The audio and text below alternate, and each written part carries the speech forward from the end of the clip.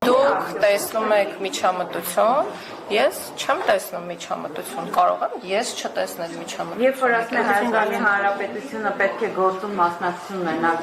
յուրաքանչյուրը ձեր օպերատորներին զսպել։ Երբ որ եկեղեցին ինքնակարգավորվող մարմին է, այստեղ կա միջամտություն, թե չէ։ Իսկ եկեղեցու ինքնակարգավորվող մարմին լինելու հանգամանքը մենք ինչից ենք բխեցնում, այն որ եկեղեցին այլևս մեր սահմանադրության մի մասն է, դա ձեզ ոչինչ չի ասում, այսինքն եկեղեցին որևէ նշանակություն չունի քաղաքացիների կյանքում եւ այլն, հա, եթե մենք համաձայնության ենք գալիս այն հարցի շուրջ,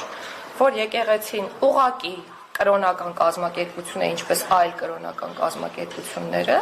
ընդհանրապես եկեք այս հարցը հանենք օրակարգից։ Հիմա եթե դուք համաձայնում եք, որ եկեղեցին ունի բացառիկ դեր մեր պետության եւ հասարակության կյանքում, եկեք հասկանանք մեր ժողովուրդը ուզում է որևէ մասնակցություն ունենալ ձեր ասած այդ ինքնակարգավորման հարցում, թե չէ։ Տիկին Գալյան, Եկեք քննարկենք հարցը, եկեք հարցը քննարկենք, եկեք հարցը ես բազմիցս նշել եմ, խնդրում եմ մի ընդհատեք, վերջին անգամ։ Տիկին Գալյան, ես Առաջիկա անհնար, որովհետև միտքս մոռացա չեմ կարող։ Տիկին Գալյան, ես հասամ էլի։ Դաշնակցական Հրանտ Մարգարյանը հարցազրույց է տվել եւ հոկտեմբերի 27-ը եւ նոյեմբերի 9-ի այդ խուլիգանությունը որակել որպես պորտկոմ, սրբություն, սրբոց եւ էլի մի քանի հայտարարություններ արել։ Դուք որպես իրավաբան այստեղ խնդիր չեք տեսնում այդ մարդուն հարցաքննության կանչելու որոշ։ Ճիշտն ասած հարցազրույցը չեմ տեսել ու մեկնաբանություն այդ առումով Տիկին Գալյան, Ալեն Սիմոնյանը չի բացառում, որ հնարավոր է սահմանադրական փոփոխություններում վերանայվի, հա, եկեղեցի պետություն հարաբերությունները, կա ինչ-որ քննարկում, ինչ-որ բովանդակություն այս մասով, թե ոչ։ Այս բանին ոչ, որևէ քննարկում այս մասով չկա։ Դուք բացառում եք, որ կլինի։ Ես որևէ բան չեմ բացառում, որովհետև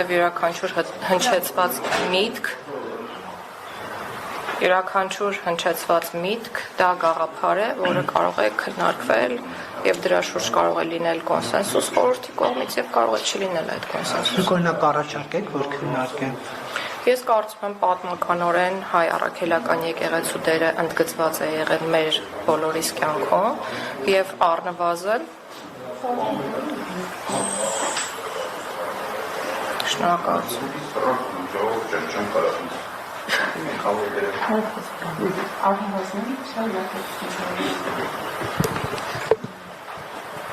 Այլ հարցեր ունեք։ Տիկին Գալյան, վարչապետը իր գրառումներով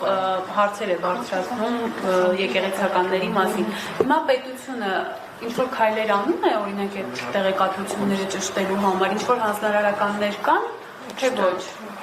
Ոչ, կարծում եմ, ինչ հանձնարարական պետք է։ Օրինակ վարչապետի կինը մանկապարտության մասին է խոսում, որ հոգեվորականների մեջ Եթե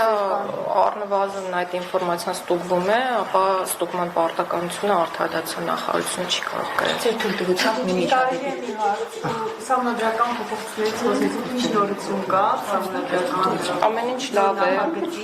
Եվ վճակագրի հարցերի կապված որոշակի ստակեցումներ կան։ Մենք արդեն պլանավորել ենք, որ այս ամսվա վերջ կամ մյուս ամսվա սկիզբ կունենանք խորհրդի նիստ եւ խորհրդի անդամներին կներկայացնենք որոշակի դրույթներ, որոնք ըստ էության արդեն մշակվել են, բայց մինչ այդ որևէ փակագից բացել չեմ ցանկանա, այդ նիստը իհարկե դեռ կքննարկենք ուղիղ հեռարձակվելու է թե ոչ, բայց երկու դեպքում էլ հանրությունը տեղյակ կլինի այն մասին, թե ինչ է քննարկվել այդ նիստում եւ ինչ որոշումներ են կայացվել։ Հռչակագրի մասով